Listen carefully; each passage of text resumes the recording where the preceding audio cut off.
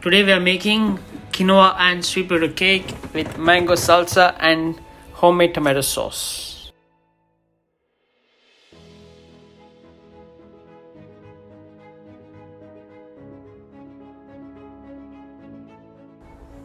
Sweet potato, rich source of fiber, contains array of vitamins including iron, calcium.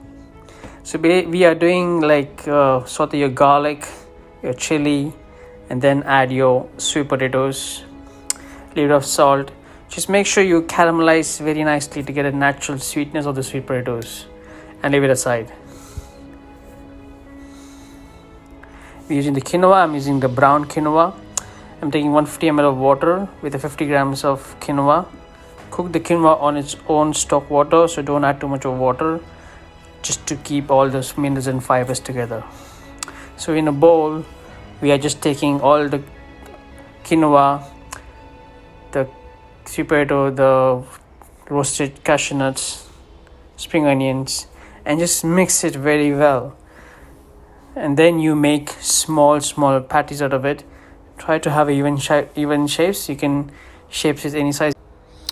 When you're making patty, making sure that the patties are nice and intact, as if you don't mix it well, it can break it. So take your time and you make a nice round, give a nice shape. You can give any shape you want.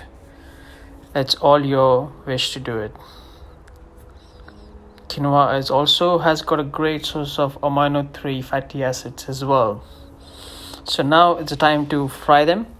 Take a nice pan with a shallow frying. Cook it gently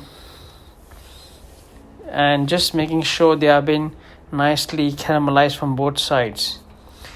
The quinoa is already cooked. That means it might get a little bit crispy, which is great to eat with the texture of the quinoa. As you can see, it's a brown color from one side, and now it's going to be on the other side as well. So on the other side, we make the salsa.